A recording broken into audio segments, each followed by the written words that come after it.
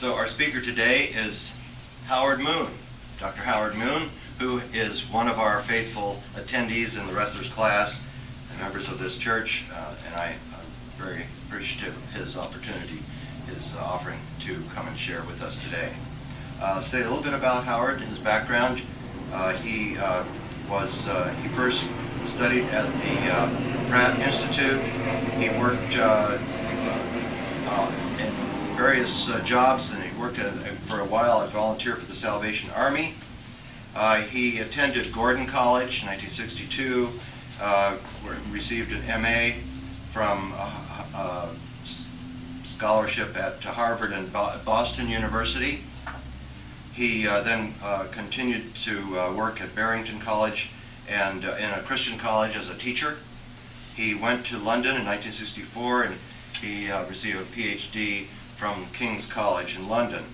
And then he was a professor at Temple University and later at the University of Illinois. Then he worked as a congressional advisor in the Office of Technology Assessment, and then he joined the agency, the CIA, where he worked for 32 years as a historian and scholar. Attended. I didn't always work. So he has a varied background, a lot of interest, and he wants to talk to us today about what happened in World War I, about the loss of faith in the culture subsequent to World War I. So it brings back the psalm that I read, Psalm 137, some of the loss of faith through this horrible experience in World War I. So Howard has, as I say, a lot of historical background and experience about this, so please feel free to ask him questions. We'll hope we can try to squeeze in some answers to some of these questions over the next hour. So thank you again, Howard, for coming. Thanks, Paul. I would say that the biblically aware and perceptive person, and I'm assuming everyone that's come down to the grotto is of that persuasion. It's always a microphone.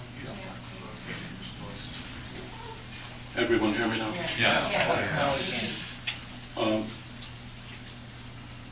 We learned that the verses were from a oppressed minority, and the Jews are in exile. That's half of our environment, I would say, if not physically, intellectually.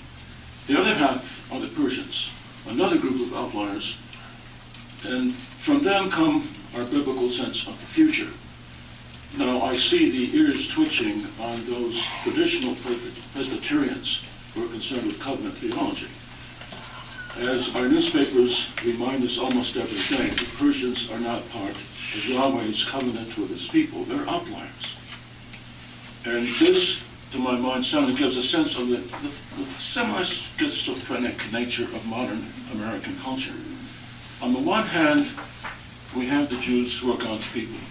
On the other hand, we have the enemies, or people we're not willing really to recognize that God could speak through. I suspect that's the American dilemma. To get to World War I, which I experienced in London on a couple of levels, when I went to London in 1964, I lived during the day in Edwardian London, writing and reading about A.J. Balfour and H.H. Asquith, about Lord Salisbury. In the evening, I would walk home to Tufnell Park or Highgate, where I was living at that time. We were moving around a lot and fairly poor. And living on $3,000 a year, but we paid taxes to nobody. I've never succeeded in returning to that blessed state. But I was living in the years up to the 30 years before 1918. I brought the only extant copy of my PhD along this morning. The county wanted me to clean up the inside of the house, and in spite of my entreaties, they incinerated both of the original University of London PhDs, which were designed to last for 1,200 years. And I got this back. There it is.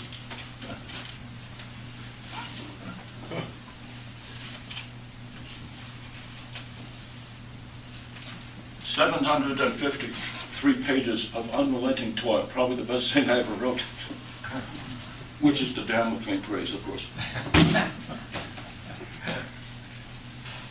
That we're dealing with a very difficult subject. I found it really the major challenge was I know this stuff, but I've got only an hour in real time to share it with you. I'll do my best, but there's a lot of trimming we have to do, and perhaps if you have a question, we might run past the 10:30 hour, and we can discuss stuff until 11, and then go on, if necessary, to a restaurant table somewhere.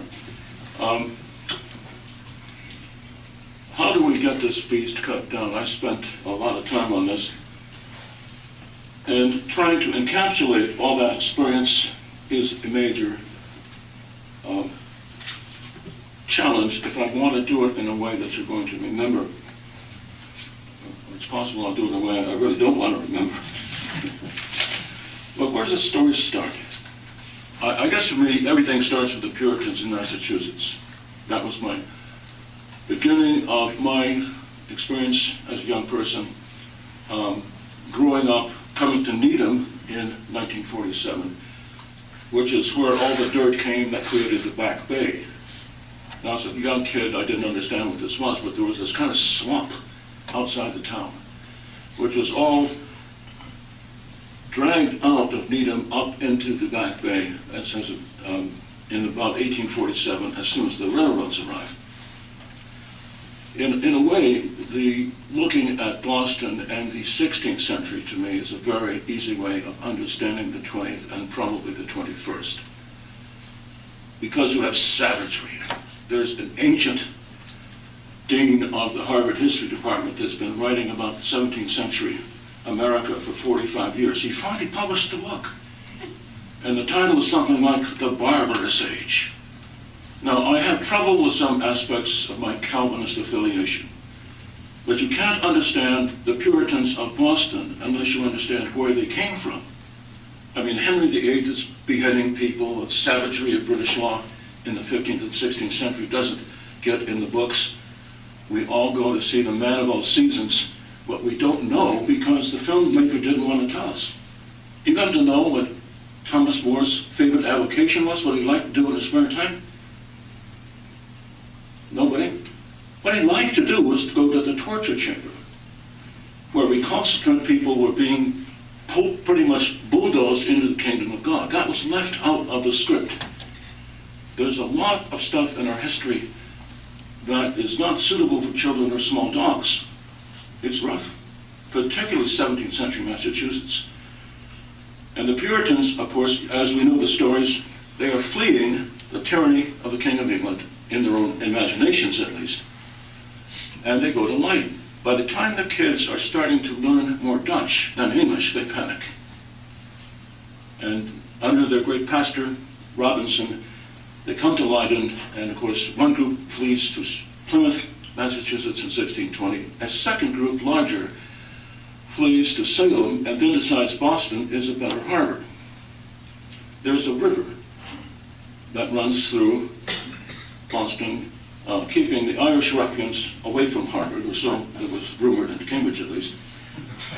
That river is the Charles River, which again empties in Needham, which is nowhere. Wellesley and Wellesley College were carved out of what was originally West Needham by the railroad system. These are some of the peculiarities of the topography and the map. Over everything is the shadow of Puritanism, and it extends into the present time. The two greatest American writers, Melville and Hawthorne, what do they share? Anybody know? It's a mystery. Their grandfathers were among those who were the hangmen of Salem. Although the burning of the witches didn't occur in Salem, it occurs in Topsfield. Who is the major, probably the best interpreter of this, is not even a Christian. Henry Miller. Henry Miller writes The Crucible, which is such an arresting book that when I first read it, I was going through the Swiss Alps and I couldn't tear my eyes off the page. I was, a very young guy, 22, 23. History has such surprises. It is so sinuous. It is evanescent as the air we breathe. Now, how does this get us to where we were supposed to be getting this morning? Dealing with loss of faith and the breakdown of values, or as it has been demonically presented, the decline and fall of practically everybody. Three things are going on. At least three different things are going on at the time of the Puritans. Number one, they're getting out of England. The Puritans see the sinks of the Royal Court of London as places of despair. They didn't accept the King James Bible. They stayed with the Breeches Bible. They saw King James, perhaps rightfully so, as a usurper, and he wasn't a proper Englishman. He was a Scotsman. Presbyterians were not popular people in the 17th and 18th century. Governor Gooch of Virginia made sure that no Presbyterian hoof would cross into His Majesty's province of Virginia. The only way we got in were the Quakers in Philadelphia, who wrote a long letter to Governor Gooch about 1655.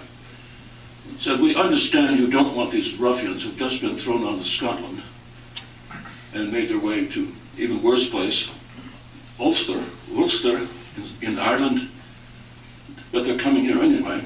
And we here, as good Englishmen, and not a few Germans who just fled the 30 Years' War, Mennonites, Maronites, etc., etc., we think you have a problem, Governor Gooch, with these French ruffians to your west.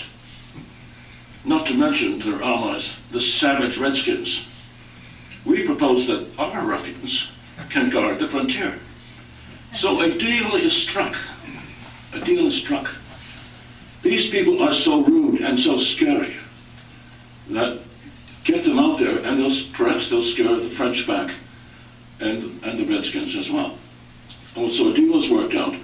The good Presbyterians get down there and they are allowed to come because they're going to be staying east of the Alleghenies, which tears up the map of what everybody did, the British government in particular, in that part of the world. They stay there about 32 minutes. And all of a sudden, all of the historic churches of this part of the world that are Presbyterian are founded between Leesburg to Alexandria. That fills up in about 2 or 3 years. Now, where does this get us to what's going on in the time of the First World War? And the loss of faith is what the topic is today. But this is some of the background of our background. So if you think that the Revolutionary War is a sort of a bloody mess that we basically, George Washington being a very determined fellow, finally holds on long enough to have the British defeated, in many cases by French, by ruffians in New England and Saratoga. You know the way it goes. There are 3 stages to the American Revolution. First in New England, the British lose it at Saratoga. Secondly, the middle colonies, George Washington abandons New York, but defeats the Hessians on Christmas morning. Clever fellow, this chap. Third, it gets the third version. The war goes even further south and ends up in the Carolinas. Now, behind this kind of analysis, you say, if you're going to have a true map of the United States, you will say there are areas that are terribly tranquil. One of them is West Virginia. West Virginia is the mirror of mathematical certainty of America in 1860. Hardly any blacks, no European Jews. It's part of that, a good chunk of it, are our Puritan and Presbyterian ancestors who are fleeing the South from Virginia to establish something much more to their liking. So if we understand who we are and our background and culture, Presbyterians originally were fleeing illegitimate authority. And there's a kind of rebellion under today's 3-piece suits that's still there. And a ferocity as well. I'm seeing some aged gentlemen smiling with ruefulness. Is this not true? No. And you're qualified. I'm not going to speak. You've got to get to World War I. All right, let's go. How you get to World War I is to come from the British side and say, what's going on in the 19th century? There is a kind of mad sine wave in the affections of the British people for Queen Victoria, who marries a German. However, her son is a rake, who rebels against their very, I'd say very lovely kind of time when Britain is at the peak of its wealth and power. And this is personified in Prince Albert, of course, who has the great exhibition in the palace in 1850. Victoria, who appears first on the scene in history, is a fairly naive, lovely young woman who ends up as a middle-aged widow, grieving, and ends as the queen of and mother of most of the European royal houses. So she has 3 stages in her very colorful life. But her son gets into trouble with a serving maid at Cambridge when he's 17 years old and disgraces himself. She never opens the dispatch box to him. He is not allowed to get into the secrets of the monarchy and becomes, for all practical purposes, one of the great runaways of all history. He spends most of his time in Paris, does Edward VII, Edward VIII.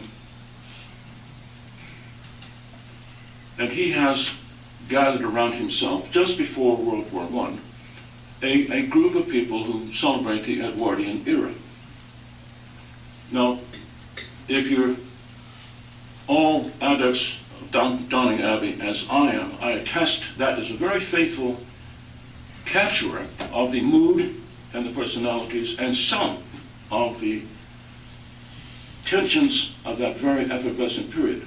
Behind that, this doesn't come in very much.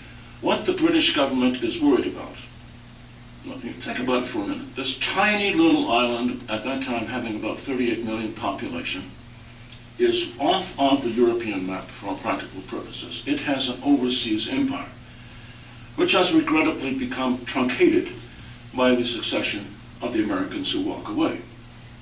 And if you read the documents of the revolution, how does this get started? Every war, you should really study not the fighting in the trenches and the battles as they are happening, but what is going on in the 10 or 15 years just forward. Why do people break apart and go their own directions? One of the other great runaways of that period is Benjamin Franklin. Forgive me for going back in time, going forward again. Benjamin Franklin is the product of a fine Puritan family, but he can't stand it. The American community has made a lot about slavery, and that story needs to be told because it is a brutal story. What is left out is the sometimes even more violent life stories of the apprentices, the people who come in and work for 7 years, following the biblical pattern. It could happen that black slaves would be protected by the slave masters because they were property.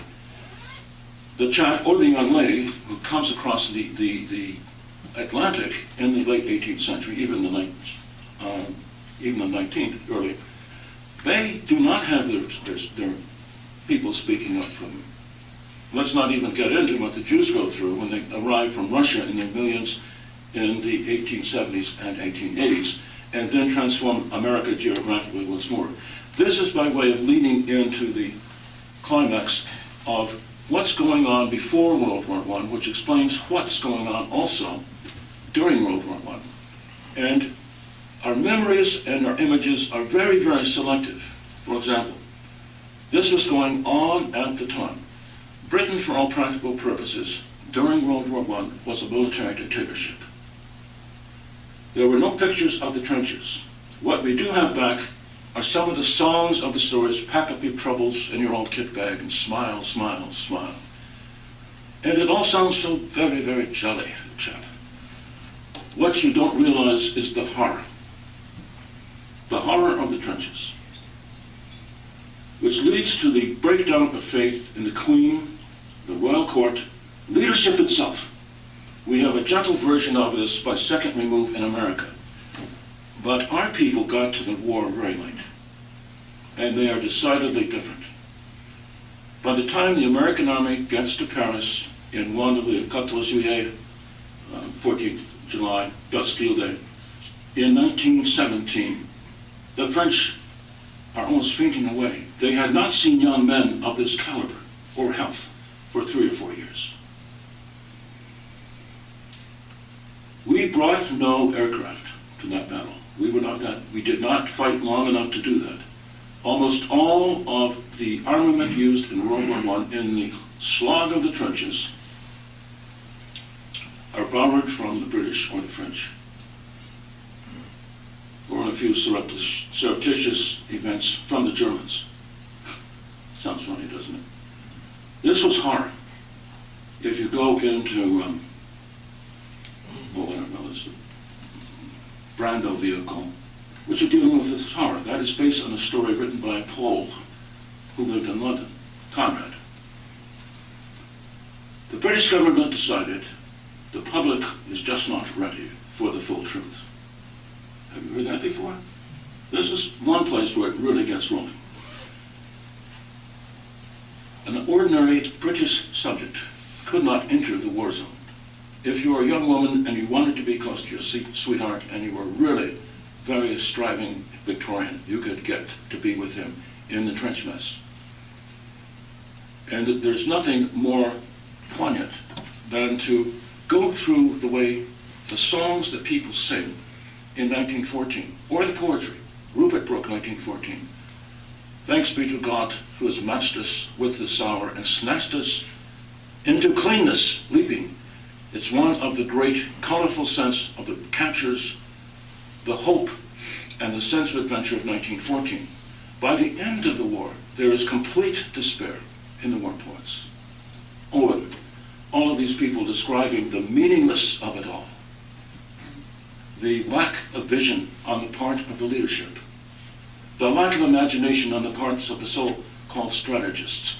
Books are published in England about the British generals. The title is The Donkeys. What is lost in all of this is the sense that you get this in Downton Abbey a little bit. The difference is you're off in the countryside. That's what's going on in the cities. It's absolute chaos. This one was the book for which I paid $1.25 in March 1964 to go to London. The Strange Death of Liberal England. And it touches on all of this. Who's in revolt? Practically everybody. The women are in revolt, chaining themselves to the gates of Buckingham Palace for the vote. Of course, there are some American ladies doing the same kind of nastiness across the Atlantic. That's one thing that's going on. The revolt of the Irish. If you read Sir Winston Churchill's book about the war, which one contemporary critic said, Winston Churchill wrote a book about his neuroses and called it The World Crisis.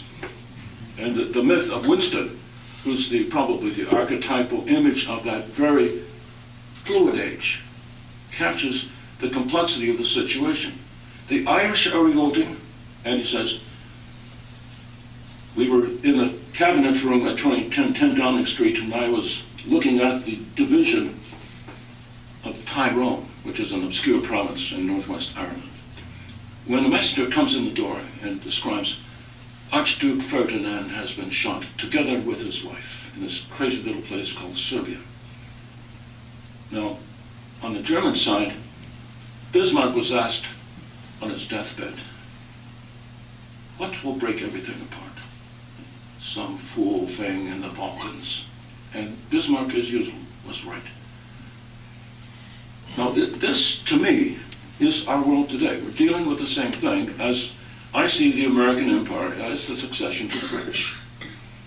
What drives us crazy? These crazy clumps of little people from nowhere who are mad, really angry, who are calling, even with their small armies, they're disrupting the great game of the major empires. So there's a lot more exciting stuff before 1914 than afterwards. You don't see pictures, there are very, very few pictures of the Western Front. Some of the more outre, advanced guard thing, yes. Filmmakers, there's a great thing starring Kirk Douglas about the anthill, which presages the point at which the French army went on strike. So huge were the losses, millions and millions of people. The French army, Poilu, basically said, we will hold the trenches, but we ain't going over the top no more, to translate it into more demonic English. The Germans somehow miraculously don't figure this out, because of the very tightness and the security consciousness of the British Army. Haig, Wilson, Grissom, the American generals, Sir John French, the very people that put together this secret alliance with the French behind the scenes, which really leads to the British getting dragged into the war. Now remember what this means for the British. They had had 100 years of relative isolation from European quarrels. Where are they fighting their wars? You've seen them. You've seen the films about them. Rorke's Drift. I think there are 37 Victoria Crosses given out on this forsaken little way station in South Africa. It was the imperial wars that England understood because they ruled the waves, which was, of course, the equivalent of the supersonic bombers of the day. They had an overpowering preponderance of power on all of the oceans of the world. Jackie Fisher, First Lord of the Admiralty, said, we've got 7 gates whereby we can close down the entire world. There's Gibraltar, Suez, I can't name the other 5. But you know the idea. This is part of our background, I trust. And with Jackie Fisher is, of course, involved the mercurial figure of the young Winston Churchill, who joined Asquith's cabinet in 1909. Now I'm going to share something with you that very, very few people know about Winston Churchill. Because I again stumbled on it. And we all know his painting, his accent. When we were in graduate school, we would compete with trying to reproduce it.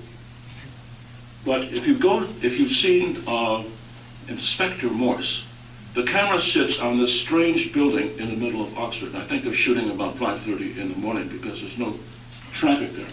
This is the Radcliffe camera. To get into the Radcliffe camera, you have to sign a covenant that I will not abstract any of the manuscripts, nor bring an inkwell. There's a whole list of prescriptions. In there are the letters of Winston Churchill in his first major job to the Prime Minister, and he's a sycophant. Winston Churchill, in addition to so many other things, is a master of calligraphy. It's a beautiful, beautiful document, and he's writing it for the eyes of the Prime Minister himself. He's a calligrapher. He also, I think, is one of the great candidates for one of the great abused children of history. While young Winston, as a child, is withering away in some outpost in the background, his brilliant mother, Jenny Jerome of Philadelphia, then New York, and latterly London, is holding parties right through the Christmas season with her husband, Sir Randolph Churchill, who dies not of syphilis, but of something very similar in public.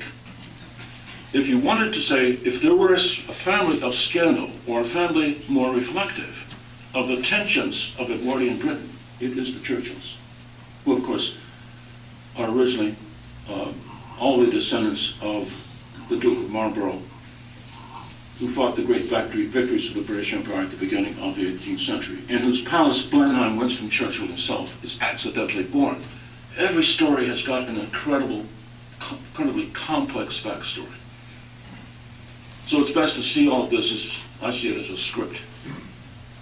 Churchill makes friends at this point in his career with Fisher, who's a round old sea dog, kind of a classic military genius. By the time Winston gets to Fisher, Fisher is in his late 70s. And they conceive of the great adventure that's going to win the war, which is Gallipoli, which is the bloody birth of Australia. See that film. It explains Australians to you. Australians are basically the North Midlands and former jailbait of Newgate. New Zealanders are the middle class from the same part of the world who got to a free country. And what was the jail of England before Australia? It's Georgia. If you go back into history, these patterns still reverberate in the atmosphere. Now, we've got a job. It was not possible to see in Britain any pictures and photographs of what the war and how horrible it was until 1927. It is as though everything, every discussion of horrible everything was at the front was forbidden until about that period. And this is not just Britain. It's also true in France. It's also true in Germany. And the French have a very brief, glorious early 1920s. They really believe they've won the war. By the 30s, they're wondering, did we really win it all? So you deal with a question of mass faith. There's great books about popular delusions. I would say French victory in 1919 may be one of the great delusions. Because the Nazis are coming back, it's starting to break up. In Britain in particular, at Oxford and Cambridge, people are digging up and finally say, understand why your blind father choking away in poison gas in his lungs is such a strange character. This is what he faced. The government of Great Britain, the parliamentary, liberal opener of the truth to the population, is very reluctant to let people know exactly what it was like. To get to the front during the war, you had to go to 3 or 4 checkpoints. The horror of that war. Behind all that cheerfulness and the songs, there is this horror. And now the films are about that. Being underground, I saw one recently. Germans digging through to get out of the trenches of the British outflanking them, overmining them, and undercutting them, burrowing away like subterranean rodents in this oozy soil. The worst of it was Flanders. The water table in Flanders really is about 4 feet below the ground. So they can't dig in. They cannot get out of the shell fire. Now, the greatest mystery of all of this was predictable. There was a Russian Jew. Notice how the Jews always get it right before anybody else. It really pays to have lived in 40 centuries of oppression. It's stark Darwinism. You're brighter than everybody else, you're quicker, you're more scared. And there was a time when Presbyterians had that kind of affliction to deal with. Maybe one is coming again.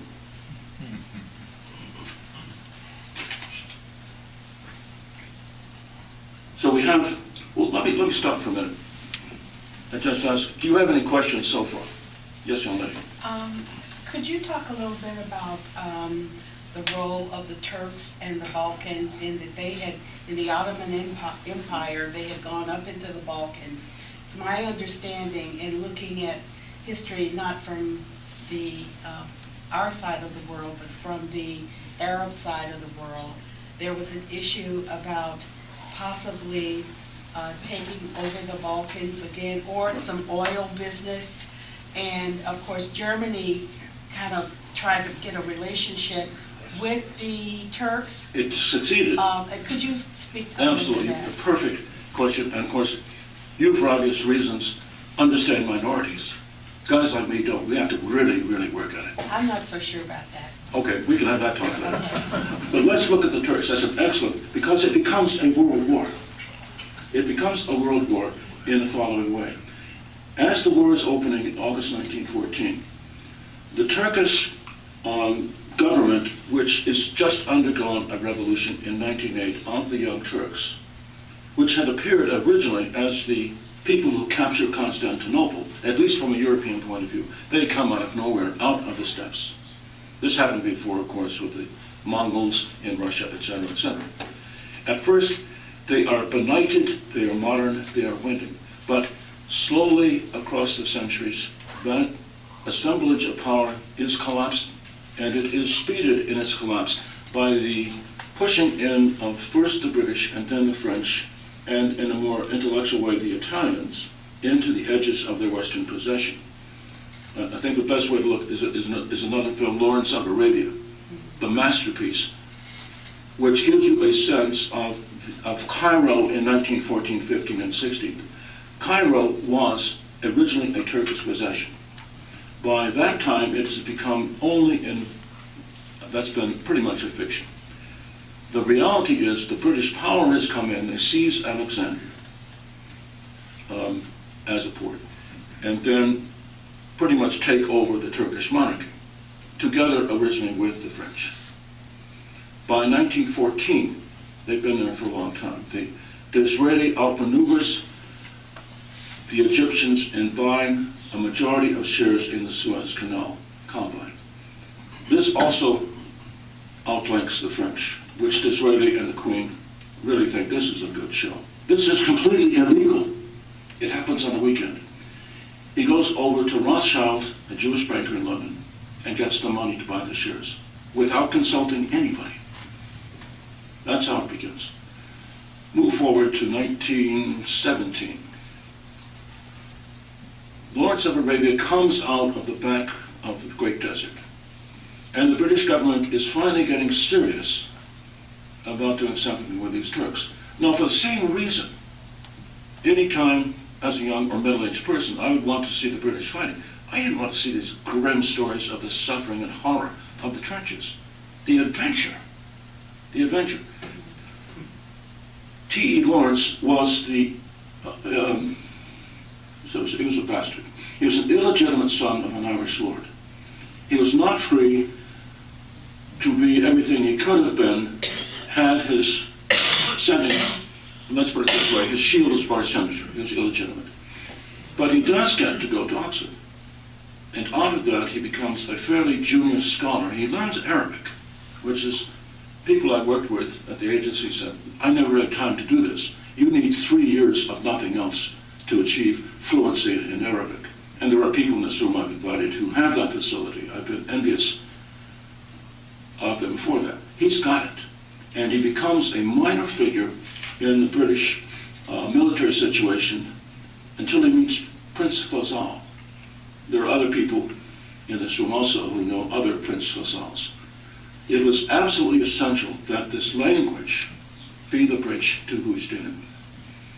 And the film accurately portrays his being broken into that culture. He could move in it. And I think in Arabic they call it Orens. And McLean's masterpiece shows this in great detail. It's a wonderful, wonderful film. But it becomes, in my opinion, tragic, ultimately, because you're taking other people's lands. And the Arabs are just as grasping as the poor Irish or the Scots Highlanders about land. They get kicked off it all the time, and they're angry. They do not appreciate it. They do not appreciate being, I would say, dragooned to the Paris Peace Conference. Well, Woodrow Wilson, our other great Presbyterian president, was the dominant figure, the hope for the future in the popular gaze. Woodrow Wilson I have real problems with. But that's a whole nother lecture another morning. The British get, the evangelicals of Britain get what they want. They enter into Jerusalem. And there are British Church of England hymns about Jerusalem, Jerusalem, as a part of this very complicated mix.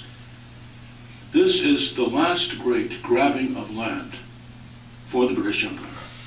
But is it illusory, or is it a whole brambly bit of problems to deal with? Your choice. If you read today's papers, we are still paying off this fateful thing that happens when Allenby enters Jerusalem in 1917. At the time, there was enough concern about this among British evangelicals, I mean true Christians who go to church.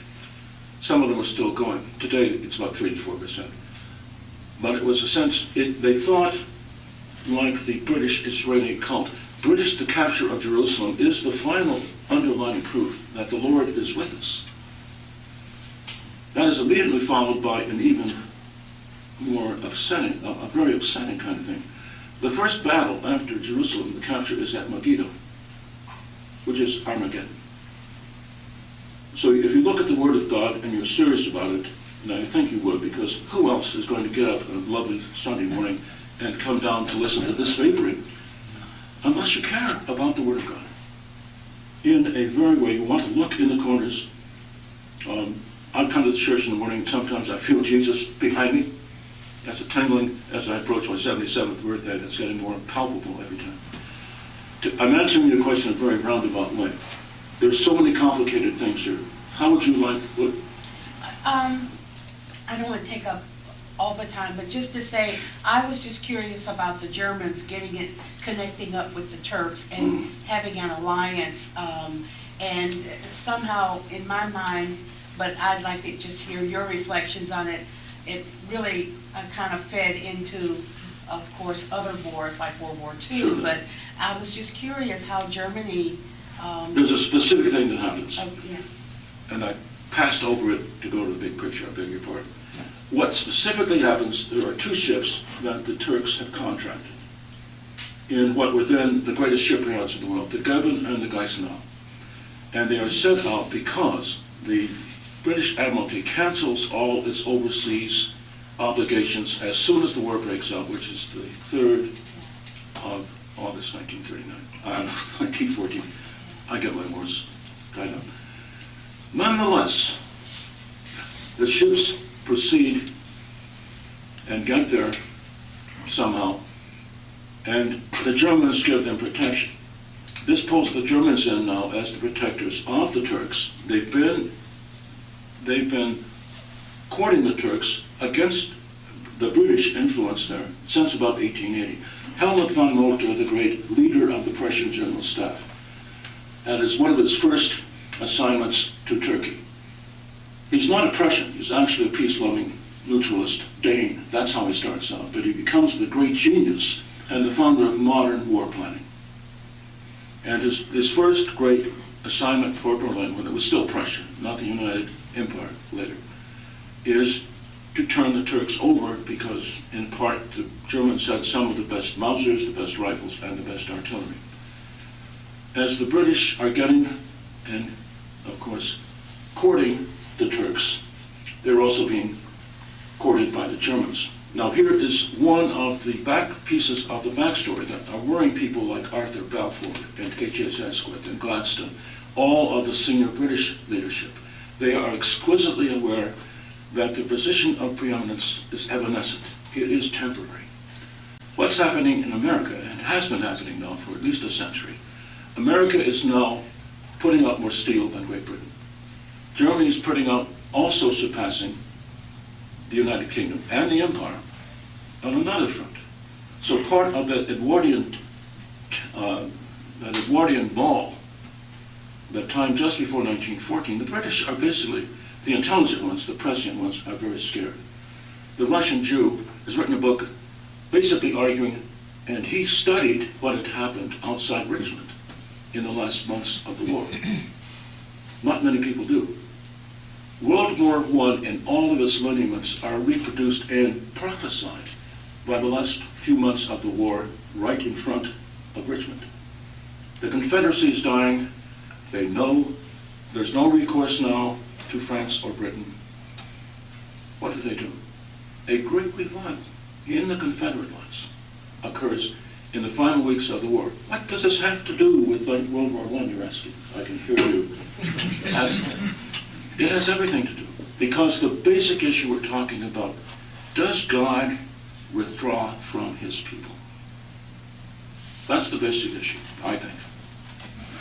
And this resonates not just for the British in 1914, and my answer is for the British. The aristocracy is frivolous, having horrible lives. Young Winston Churchill pleading to his mommy, "Mommy, can't I come home for Christmas?" And he's left in this terrible place in the provinces. He doesn't get to go to the parties. He nonetheless, in what I think is a rhapsody of compensation, writes a loving biography of his father, Randolph, who was a bit of a rake, as well as his mother. This is not the history you learned in high school, or not even in college. But I think we as Presbyterians have a particular grasp of history. It's a little bit darker. I mean, if you really go subscribe to total depravity and the tulip stuff, it's a lot more real, I think, than stuff I had to listen to at Harvard or BU. I'm not saying Gordon College. That's where I developed a ravening appetite for God's quirks. And it's something that I call The Damascus Road experience. Paul's caught on the road to Damascus. And we don't know the whole story. We know he's struck to the ground as a blinding light. That's there. We don't know very much about how he gets reformed. He is drawn in by that church who is going up there to persecute and burn. There's forgiveness. There's reconciliation. That is Paul. One of the most fascinating personalities. Yes? You've confused me now in the last few things you said. Because you talked about the Confederacy, and if I understood you right, you said there was a revival. Yes. Now, do you mean religious revival? And if so, your topic for the day is faith, the effect of World War I on faith, by which I assume, perhaps incorrectly, you mean religious faith. So that's a point of clarification.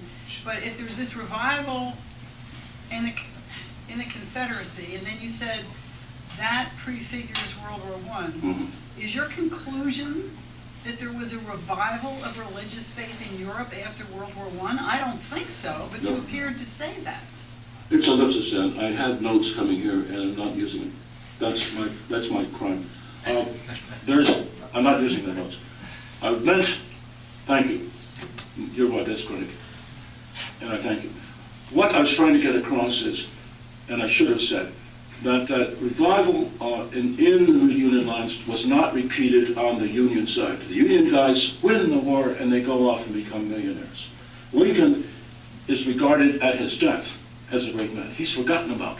As the robber barons flood the West, start their corporations even above the level of what they had done during the war. That begins the modern American industrial complex. Okay, but what about after World War I? What America about or faith Britain? America or Britain? Well, whichever you're intending to talk about. I'll leave it to you. What do you want? Okay, I'm teasing. We're dealing with the issue of revival, which is a very real issue for us right now. I walk around and said, is there going to be a church here in 40 years? I won't be here. Will anybody else? And it's this same issue. How does God deal with his people under pressure? Jews know a lot about this. They're good at it. Presbyterians knew a lot about it in their opening censures. Will that come back? Where are we going? I don't know. And specifically, what happens in Britain is that you have a rich undergrowth of strange pseudo-religions. Kipling, who was a friend of the king, writes his great poem, The Recessional, in 1897, and it's about what all pop. It's a sense of here we are on the top, and it's magnificent to watch. But Kipling's got a suspicion. It's not going to last forever. It cannot. And I suspect that Kipling had a good sense of Augustine, 20 centuries before, who sees, here's the time. Augustine can see, you people are wrong that expect the Roman Empire to last forever. Many Britons, perhaps the majority of them, in World War I and in the 1920s, are expecting that the British Empire is going to last forever. We know that's not true. I watched it melt away in London in the 60s. Something else, a consumerist kind of American culture overlays that which was before. Imperialism dies out. Now, we do not understand, I'll get to you, Bruce, that our sense of World War I, we don't have a good sense of it. We do not have a sense of the monstrous sacrifice of the millions of deaths of Britain alone, which also applies for France. I went to Fort Douaumont, which was the center of the great massacres of 1916. It's a boneyard. It's very depressing. And you start out with France, which is mainly a Celtic culture, abandoning with tears in their eyes the pantalon rouge chez la France, the red trousers are France. They were being outbred by the Germans. They were facing defeat, and they construct all these forts to deal with this overweening power that has more population than they do, and they're being overwhelmed by this great battle that's going on behind the scenes. And if you look at the French, the Belle Epoque, the great period of the 1890s and just before 1914, is one of the most glorious and evanescent periods in the history of mankind. But the brighter of them are pessimistic. And c'est so there are people in this room who know a lot more about this than I do. Maybe they do disagree with me. But friends, it's a glorious 10 years after the war. By the 30s, however, it's in a very, very different situation. It's divided. It's not united when it needs to be in the mid-30s. Across the channel in the mid-30s, the Oxford Union, the very place where a lot of the young British officers had gone out to die from the good families and did not come back, has a formal debate resolved this house will not die for king and country. This comes precisely the year when Adolf Hitler becomes the Chancellor of the Reich. Now what you should get from this, probably confusion, but the going back and forth between ideals and values is so complicated. By 1939, of course, the British hold the line just by luck. They have discovered radar from the work of the Polish underground and then the French. They break the German code we know as Enigma. Thank you. That comes not to the British right away. The Poles were the first to break it, then they moved to the British. Too much effervescence. Okay, we're still in business. That's only the other. Oh, there, you know.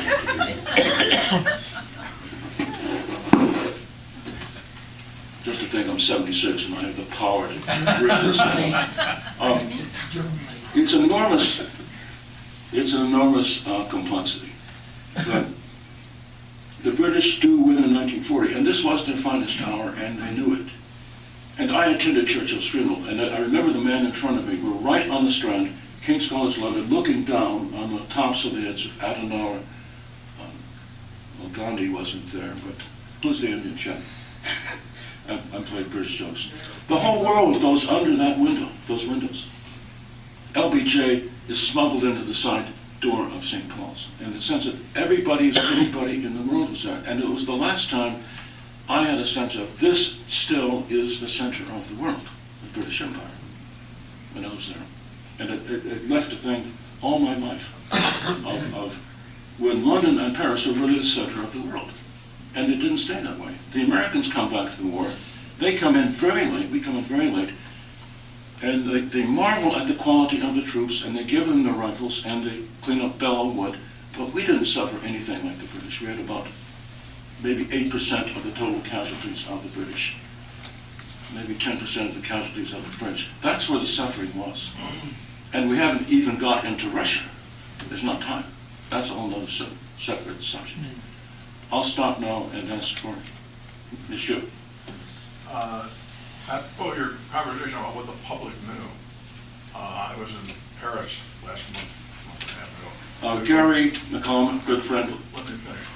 There's a wonderful exhibit at the Invalides called The Trenches in the Front, and I'm not sure what it is. It's about what the world knew of what was going on at the front. And it has photographs that were taken, artistic works, poetry, and so on and so forth. So apparently, in contradiction to what you said, the people did know a lot about what was going on at the front. Maybe British citizens were prevented from going to the front, foolishly, for a lot of reasons, besides keeping secrets. But the emphasis of this exhibit is that people did know, and it provoked a lot of the rebelliousness in society that took place during this war, because they saw this front as chewing up people's lives and destroying things. I mean, you cited Downton Abbey. They turned Downton Abbey into a hospital, and it was loaded with prisoners, some with horrible injuries, and you can't hide that, what was going on. I yield as always to my great colleague Gary McCollum of Muskegon College, a good Presbyterian, or at least he was one once. That was a bad one. But the point he carries is a very good one, because Paris was subjected not only to les Allemands sont en Orient, they're 40 kilometers away, right to the war. Paris is being bombarded by Big Bertha. The Germans had concocted an artillery shell they could fire 70 miles. And they were being bombed by German dirigibles, and that was the great plan for the Royal Air Force. This exhibit is international. It shows what Russians knew, what Germans knew, what the English knew. It wasn't just a French exhibit. It was in France. All of that is true, Gary, but I think that the real question to ponder is, why are the trench photographs repressed? And it's something to do with governments that don't trust their people. This is utterly with context with what this city is doing right now. We are not told what is being done. I suspect it's because the people doing it in many cases don't know what they're doing.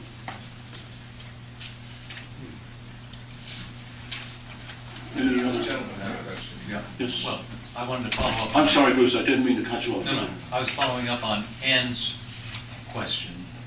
That is to say, if I heard you correctly at one point, you overwhelm us with incidents and insights that are just fantastic.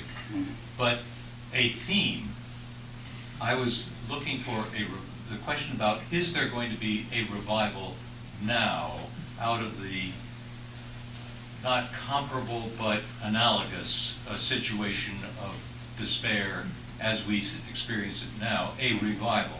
And I think I heard you answer the question you asked yourself, is there going to be a revival now or in 40 years? I don't know. I, Howard, don't know.